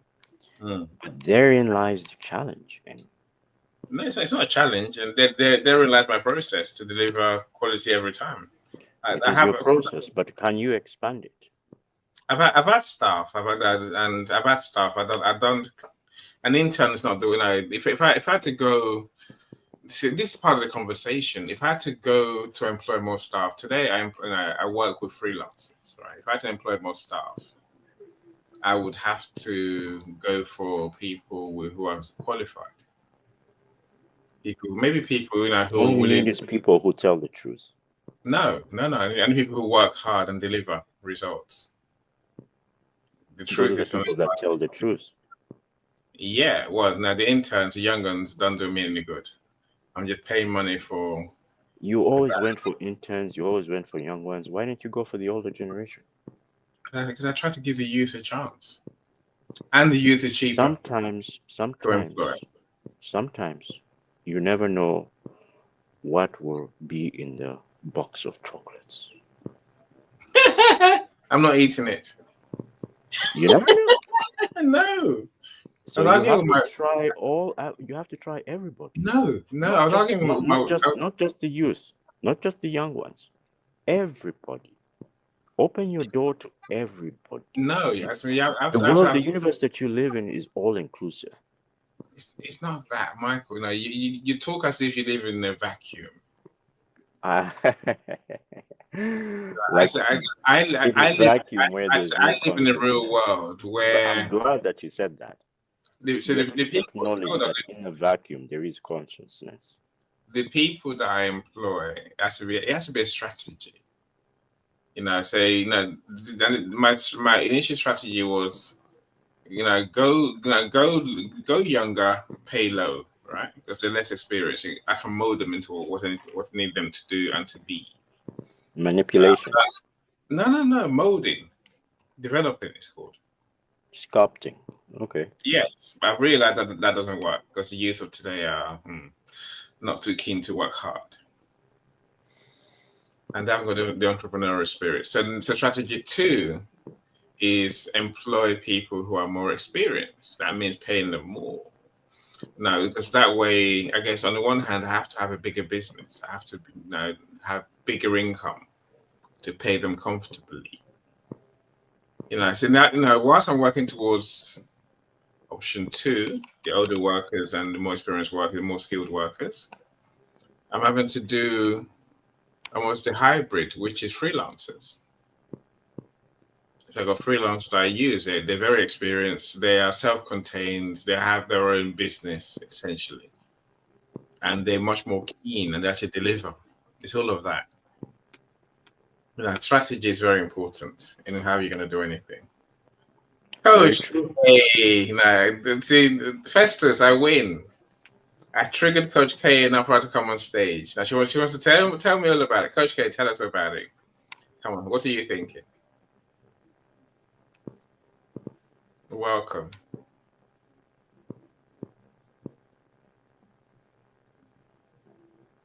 It's not me. We can't hear you, Coach K. I don't know what's that. No, I can hear your mic making a noise. So I don't know it's Michael's mic.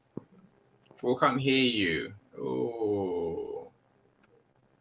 Unmute and unmute again. I don't know whether your sound settings are a bit somewhere else.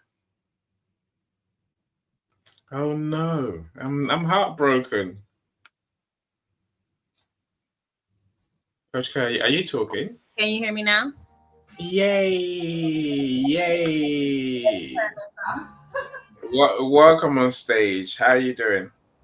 I'm good. Thanks for having me. I love what you guys are doing and the conversation that you guys are having. It's so up my alley. I actually just got contacted from someone in Abuja yesterday asking me to come on board a project kind of similar to this. And what I was telling them is I've been working with African business owners for the last 15 years. They've been the heart of my business. I just started getting American clients. So the heart of my business have pretty much been Nigerians, but I've grown up in a community that was African heavy. I just didn't know it. I just saw all of us as Black. And so it wasn't until I became an adult and started learning the difference about different cultures that we actually all were different. Because in America, if your skin is a little melanated, you're Black. And they kind of lump us all together. And so it's always been a really natural thing for me. But I wanted to, the way that I build out my community is basically by getting to know people. The class I told you I created, to most people on the outside looking, it looks like a vision board class, but it's actually an integrity check because I agree with whoever said being honest. I didn't know this until my son said it feels like a lie detector test. And I'm like, well, you can call it what you want because I generally know what I know. But if I allow you to tell me who you are and we agree on the vision that we're working towards, then my class breaks barriers. I've taught it to kids from over 42 different countries.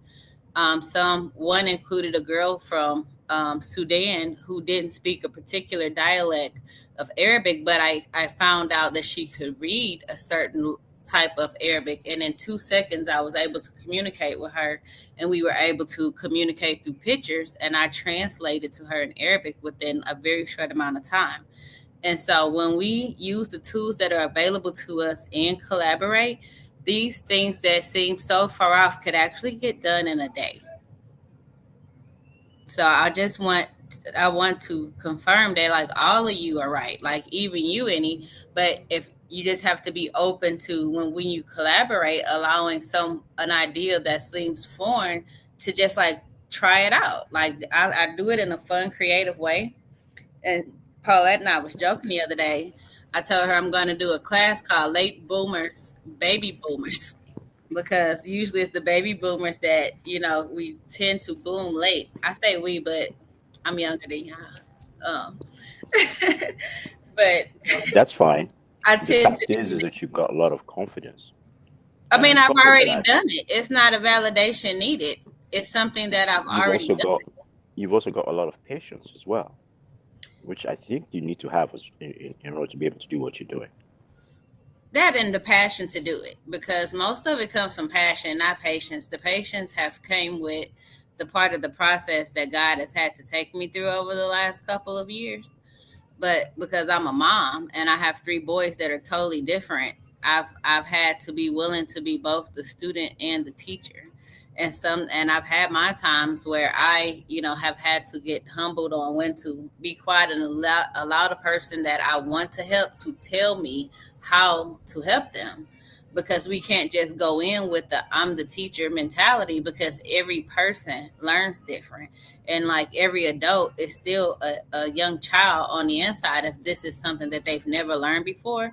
And so when we can empathize and see people from that perspective, we all can have a little bit of patience, because anybody that's ever learned something new has not just done it, correctly the very first time. So that's where grace comes from. I can't say it's patience, because my patience is very short for liars, especially. So I agree that honesty really is the best policy, because you can teach people that are willing to be trainable. Look, I think I will take the integrity. It's necessary. I think necessary for all the things we talked about today, right? Being honest, good people who are willing to do what we say that we do, willing to work hard, willing to learn. Also you mentioned the passion, who actually want to learn, who actually want to do, want to create, want to collaborate, want to make it work. All those things all come together, right? I think that's important to me. How are you doing? How are you doing? You're much more glorious than me. When I got my picture up, I think it looks better than me, but I get over it. I'm just joking. It's fine. How are you doing, Coach K? I'm good. I figured I'll pop on and show my face with you. But I wanted Yeah. to hear, I really love hearing you in this mode. Because it keeps us youthful, honestly. Mm, Like at first it's scary, but then you realize, like, wait, I could do this. And then when you mm, start crushing these kids, especially the ones that think you can't learn like they do, and when you actually get it, it really is a boost of confidence, to be honest. yeah. Yeah. Thank you. No, thank you. Thanks for coming on stage. Thanks for and showing your face as well. It makes your show better for especially those who are watching on replay and those who are here as well, right? I You also know. like the fact that you said that we're all little kids Mm, internally, because that is true. We can take the adult out of a kid, but we can't take the kid out of an adult. mm, That's just not possible. And that's very true. And that's very true. And I also like the fact that you indicated that it is not patience that you had, that it is grace, because mm, you are an impatient person. But because you're impatient, you imbue a lot of grace in order for me to understand that mm. that is how I perceive patience Mm. is in Yeah. people, but it's not patience, it's grace. Mm. And that is more important than, I don't know, it's a lesson to me. I learned a lot here in just that statement. Thank you. Thank Excellent. you. I didn't know when you I miss you guys. I didn't realize I miss you guys, because I share and I resonate with the perspectives that you have, and I realize I've been in the wrong environment. Like I have to go back out in the world and be more international, because when you leave your environment that doesn't see the world or the picture the way you do, the Mm, words you hear really have a really deep impact on you. And mm, so most of the people, especially in America where I am, they life is not bad for them yet. And so mm, they don't really worry about the rest of the world. But because I would say 80% of my core friendships, maybe even 90, are people from other nationalities. The people that show up for me and encourage me and support me are not necessarily American. So I care about the world because I care about my people that don't live where I am. And so, just like you guys are speaking of in terms of like sharing the knowledge, my thing that I do is I learn from my friends, I learn from the people around me, and then I just go around and share it too, because God just blessed me with this shell that is open to many rooms that sometimes my people can't get into. And it's like I can acknowledge that that's not me, that's God, because I didn't pick the way I look, you know. And so Yeah. there's a lot of brilliant Nigerian male ideas behind some of the projects I've been on, but they needed my voice to get their work through the door to get that contract. And so it's like, and I don't believe in giving your work away as something fair. I believe that when a person owns the work, I do more of an 80-20 split where that person gets 80% because that's what's fair. It's not give it away in exchange for collaboration. The person helps, they get basically a referral fee. That way it's fair across the board. And when people are making money, they're more prone to doing stuff. Like people think they want free, but like nobody really wants free. And the people that get free rarely take advantage or value it to the capacity that it should be, you know? And Yeah. so it's like I came to the conclusion that it's necessary for me to charge. And I want to say thank you, because when I first started the community, even when I started off bumpy, you were one of the first people that's like, I don't know what you got going on, but let me support. And it went from like 25 one time forever to 75 a month. And so Wow. Wow. and so Thank God I joined early. but I keep my word as a sign of integrity that I would never charge you for that. That don't mean I won't throw out something that I'm charging for, but and something that I want to do to the members in the community is like I want to teach classes. One of the things that I hear you saying is the time consumption of what it would take to convert. I sit and I literally take master classes and AI stuff in my downtime to keep my brain sharp. And so I'm willing to give you a free class, like as a one-on-one, and me and you can sit and go through there to show you how quickly it can be. And if you needed to come up with a system to get somebody to like help you intern, I'm actually working some programs for that because I'm actually scaling my business up. And so for the people that are in the community, you guys can say, how do I do that? How do whatever? And then I'll do a one-on like an hour of showing whatever I do, everything that I'm doing, and you can do it at the same time, and we walk through together. So if something don't make sense, let's do that. Let's do that. That's yeah, because it's frustrating when people say do it, and you like, I don't understand this. I get it. So we'll do it together. Yeah, let's do that. You know, so again, so I'd love to have you come and co-host one of these thinking differently rooms. I'm sure I DM'd you to say exactly that. Sure. You know, so let's work it out. I ain't gonna say that could be a room, but we can do a clip it of it or setup of it just to show people, you know, to give people a peek at it so that they see like it's nothing to be afraid of here. Like, and then we'll block off the other one, the actual one-on-one part, and I'll do that as something separate. Cool. Yeah. That's to say that sounds perfect to me. Kind of like a podcast. Yeah, probably. But I'm going to do it as a pre-record. It won't be a live so that we can do, so in case it goes longer or whatever, we can I can edit it how we need to. And you get that one-on-one security of knowing that if you make a mistake, there's nobody watching. It's just me and you. And when you get your finished product, you're not going to care. It's like, cool. Okay. Yeah, so That sounds like a lot of fun. Yeah. I like to make my classes fun. Marlene, oh no, Marlene, I don't know if I say Marlene and Preeti, I think, something to that effect. They came, they disappeared, they might come back. You know, it might be a connection issue. You know, so language, they say, Latifat, and say again, language of communities, us, it unites diversity. Yes. I don't know. So Coach K, do you think Africa is proud of us?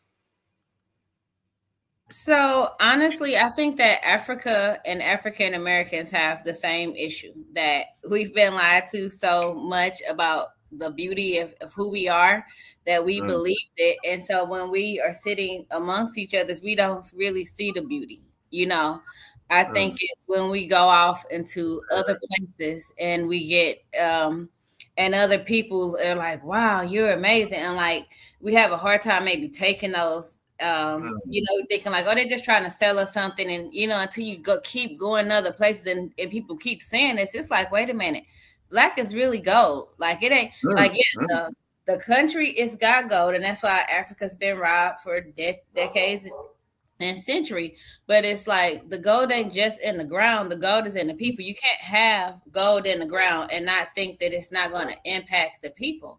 And the type of creativity that comes out of Africa, like I've talked about it on maybe 3 or 4 different rooms, where when I love when I go to Lagos, people like want to go to Lagos to party, and I like to sit on the bridge over the Atlantic and watch the people that built that city, the people that people are looking at as if they're like the throwaways of the community. These people took scraps and they built a whole community on water. How could you think that those people are trash when they innovated a whole city from nothing? And so I could sit and watch those people for hours. And it's like the gold is in the people. When you try to throw somebody away and they don't break and they keep building and they go out and they fish every morning. People in Lagos are eating fish from China, and these people are getting fresh fish. They just go out a little bit further to where the water is not as dirty, and they go get fresh food. And so I think that people just have to change up the perspective or go somewhere else where other people got it worse, and you go back home and be like, damn, you know what? We really are amazing people. We really are great. But sometimes you got to go back to the place that hurt. And like, I'm talking to you, but I'm talking to myself because I haven't been back to my hometown in a really long time. I moved away in 2013, and I don't frequent back because I let the voices of what I thought was true kind of play on my subconscious, my mental. And it's like, owning the things that are really in the way that are in our head is really how we leap forward ahead. It's by saying we are literally capable of anything that your mind can imagine is real. God is just waiting on you to execute it. But if you saw it, it's real. And I think it's that simple. What she's talking about is owning your mind. Yeah. I love that. That is a very powerful statement. But are you going to come back to Africa anytime soon, Michael? Yay. Yes, I am thinking of that. I want to come back to Africa. And I don't know when I'm going to come back, but I have a desire, I have the impotence to, at some point in time, that is going to be my destination. Before I die, that will be my destination. What country are you in, Michael? US. I'm in California. US with you. Oh, he's in Cali like Leah. What city? Victorville. What's the largest city LA, next? Los Angeles. Okay, cool. The Mojave Desert area. Nice. That sounds interesting. Where are you? I'm in Houston, Texas. Oh, Houston, Texas. I was in Fort Worth, Texas. Oh, me too, for 10 years.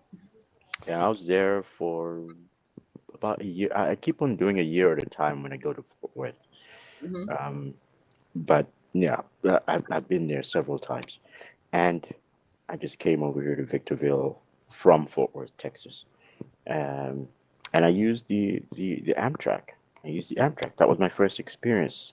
Instead of using the plane, get on the Amtrak and slowly get to your destination. So it took me, seriously, taking less than a day. It took me 3 days to get here. Wow. That was quite an experience. How slow is that train?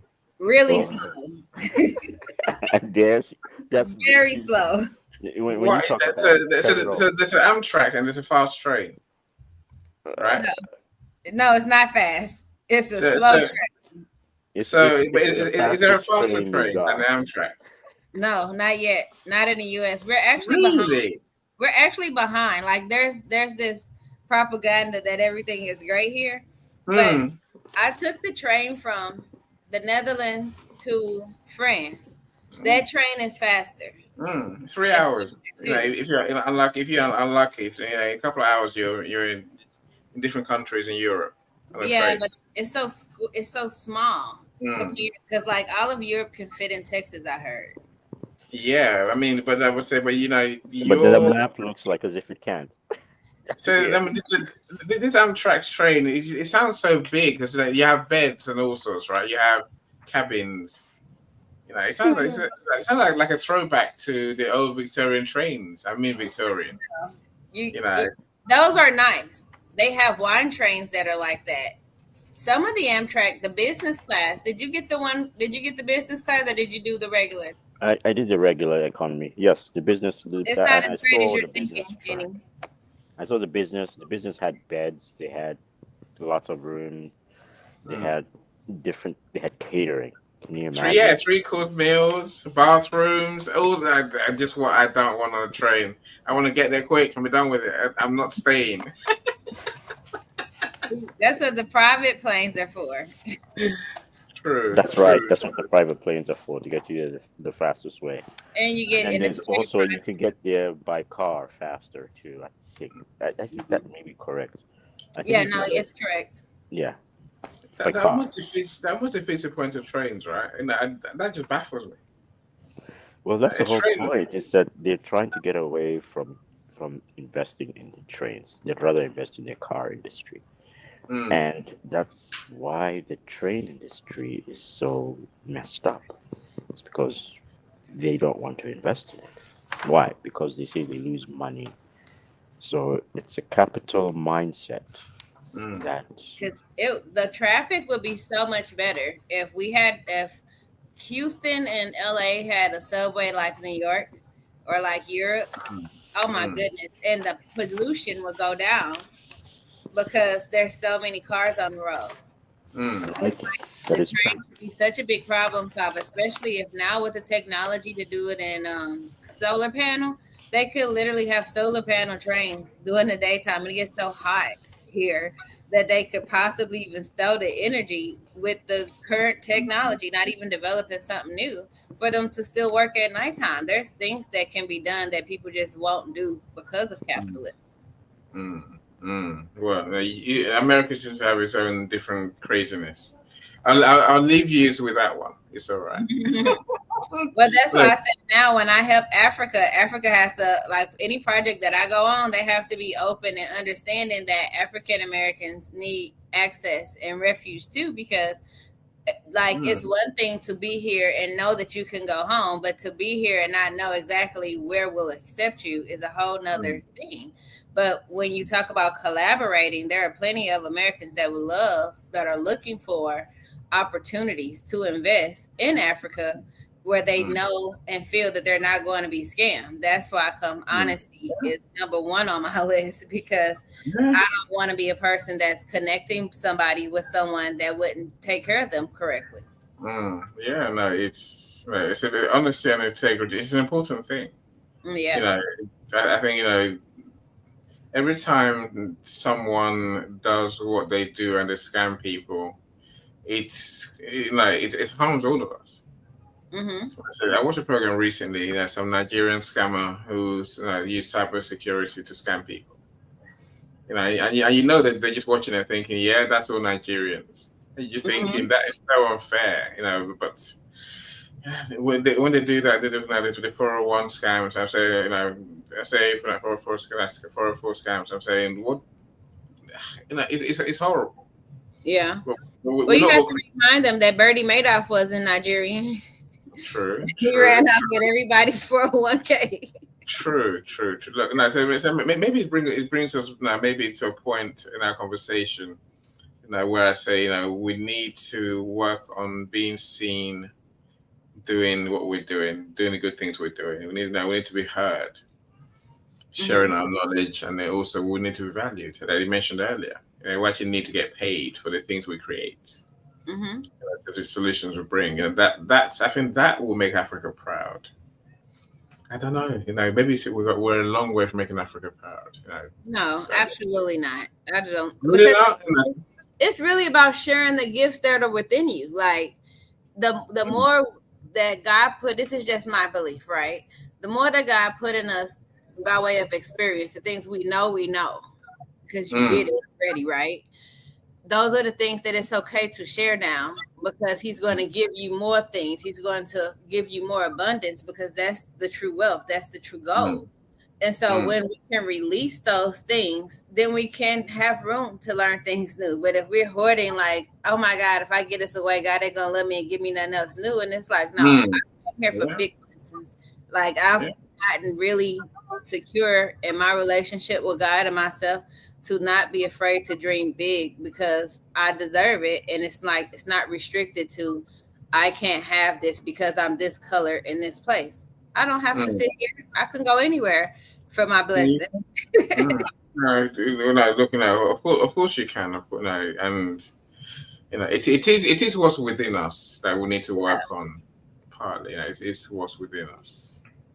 It's like, well, Coach K, the dilemma is we know so much. Even though we don't know everything, but we know a lot. We know what works, and I'm always, do I say frustrated? I'm always amazed that people don't take action.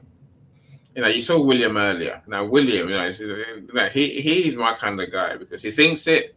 No matter, he wants to create a center for Ghanaian youth. So he starts. He writes his book, tells you, well, I'm going to create the center, and then starts going around schools to talk to kids, right? Then he decides, you know what, I can actually take this global. So he does his conference in Ghana, then decides he wants to do this conference internationally. That's my kind of guy. Someone who thinks it and then doesn't question what God's given him in terms of an idea and a thing that he must do. But many people, not just Africans, many people around the world on LinkedIn, they talk a lot, don't actually do anything. They talk. They know what to do. They go to the mindset classes, mindset events, mindset workshops that are free, and then leave, and then life just carries on. This is the African dilemma that I see. Nothing changes when you do nothing. That's not, and the thing is, I think that what you're saying is definitely valid. So let me start there because I agree with you. But I think the bigger picture is that exists in every community. Oh my God, my dog's out there going crazy. And the thing is, understanding that it exists in every community is what opens the doors of opportunity. Because when we realize that it's not an Africa problem, that it's actually a people problem, then people are more prone to show up.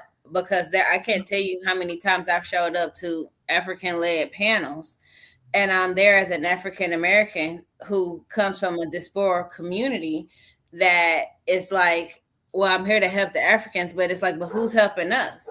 And so it's like we have to work together. It has to flow both ways because I'll give it, like I literally gave until I had nothing to give.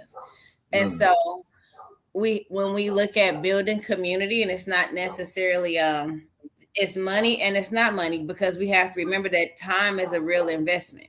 And so if you say, I'm going to bring this skill to the table, and I'm like, okay, well, cool, I'm going to pair that with this skill. So we put your skill here with my marketing skill here, and we do something together. Then it's like, okay, those were both investments. Neither one of us got paid, but we both put in equal amount of time to make this project push. And now we have what we need for it to succeed. You use your contacts, I use my contacts, and then we have a finished product. And so there's more than one way to skin a cat. So we have to understand that I know what I know, and then you know what you know. And it's about putting them together, not about being right or wrong. It's like that whole, what you said at the beginning, let's make something new, and look at it like you mix those two sands together, to blend, to make something new. And now it can't be undone. Like we have to look at it from that perspective and stop. And remember, it's like 50-50 in that collaboration. I agree. I agree with you 100%. I think it's a good place to leave our conversation. Of course, we're going to pick it up again next time we talk, and that's what we always do. It's eventually, we will have that swell of people who do, think right, aim to do good, and then do good, and then do good. Right. Well, I just saw 4 today. Hey, I just saw 4 today on this screen. Yeah, it's an amazing thing. I'm blessed to have friends. You got them. Yeah, it's a blessing. It really is. It's a joy. Let me call it that. It's definitely joy. But together we will rise. So that's my new thing, Coach K. Together we have to, we have to rise together, because say the knowing and not doing is it gives me a problem, a credibility issue. Whereas I think if we all rise together, if we all apply, like you just said, we create things, and then we can say it's easy to be seen, heard, and valued. Easy, it comes naturally. Well, Whereas, you have stuff that you and I have done together already. If you do whatever you do to it, I will do the marketing for it. I'll market it. Writing a book is it's a process, and I need to make time. And I say I need to make time. Okay, I mean, it doesn't have to happen today, but you can put like if you did it whenever you're ready. It's like I wanted to say it on the live, so you can go back, or I can come back and pull this on you. Yay! Look, of course, we're creating, thank goodness, and people will be able to benefit from our solutions in good time. Yeah, that is, and consider pre-sales. If you have specific projects that you think people may be very open to, or if we continue to have conversations like this and people get more engaged, then consider doing a pre-sale. That way you get prepaid to write it. Yeah, for sure. That's more attractive, right? Yeah. It's doable. That's the beauty of it. Yeah. It's doable. Mr. Calm, I suppose, what do you want to leave us with today, my friend? Mr. Calm, are you still there? Well, yes. Yes. I'm still here. I want to think about this. And I think the biggest thing that really has had impact on me is the statement about grace. What Coach K said.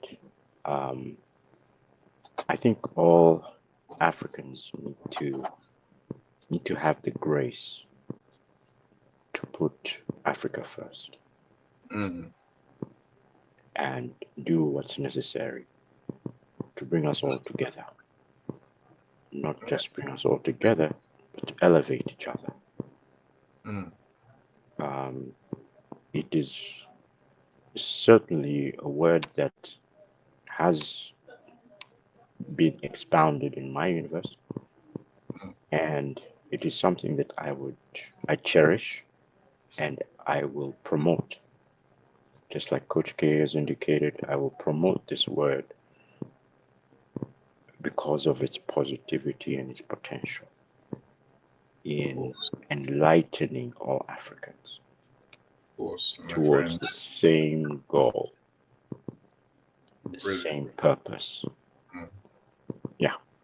That would make. I certainly appreciate Coach K for coming up. I mean, she is a diasporan, by the way. Yes. She's not African. But we are the people in the diaspora will tend to be more. As Coach K said earlier, we see almost Africa in from a bird's eye view, and God knows the potential is there, right? The ability is there. Sometimes the passion is there, and so it's that, bring it on. Yeah. If I was an African and I was living in Africa, I'll tell Coach K, bring it on. Bring on your game, and I'll show you my game, and we can rough it up in the hood, in the African hood. We create something new. That's the beauty of it all, right? We create something that helps people. Yeah, that's the energy. That's what I'm looking to do. I'm looking to go start a community online for the sake of knowing the people that I am going to sell to offline in terms of international commercial development. But everything will be, like I said, a venture and investment community. And so I'm looking to invest in people for the rest of their lives. I don't know how to partially do stuff. And so that's why when people connect with me for the wrong reason, it always kind of throws me off, because I'm pretty through and through. It's like, this is me all the time, and I either care or I don't. If I don't Mm. care, I'm not going to pretend to care. And some people don't like that. But when we get to the part of respecting what our goal is and who's in alignment with us, that's what gets us there faster. Because sometimes we want for everyone to like us because we've been so taught to love thy neighbor that we don't love thyself enough. And so in between seeking validation, it throws us off course and gets us there a little bit slower, but it doesn't mean that we won't get there. And so I'm really about connecting with those that are serious about understand that heaven is on earth. I'm not dying to experience all this amazing stuff that I already know exists. And it's like, for me, I want to say this to you guys before we go, because growing up, the only thing I knew about Africa is like the safari stuff we saw in books, different things that they like feed the children. It wasn't the pretty picture. It wasn't the true Africa that was shown here in America. Yet I still was in alignment to go to school with kids from Nigeria and for my first clients to be Nigerian males that I was able to collaborate and do business with for the sake of us, all. And when I first visited Nigeria, I went alone. And that was probably one of the most scariest and proudest moments of my life. Like, I'm watching this Thurgood Marshall movie on the airplane, and I'm flying over the Sahara, and I'm thinking as this little girl, like, oh my God, I'm thinking of like reading Rainbow when you take your first trip in the book and you're learning about the world, and now I'm actually seeing it. And to transition from I saw this in a book. Oh my God, it's giraffes outside the window. Like my grandmother don't know what it means to fly in a plane. You know what I mean? Like we're already living in the future, and to find gratitude in the moments that we get to partake in that our forefathers that can't even imagine. Like we talking, I'm looking at you and you're looking at me in two different countries. This didn't exist 20 years ago. You know what I mean? Yeah, no, for sure. And And I so said, it's like when we can take time to like look at how far we already come, it lets you really see a little bit bigger vision on how far we can actually go. If it's like, hey, I already ran over here and these people already like me. Give me that idea. I'm going to show them your idea. You know what I mean? Or like, hey, I have this American. I don't care. That's the only time being an American even worked for me.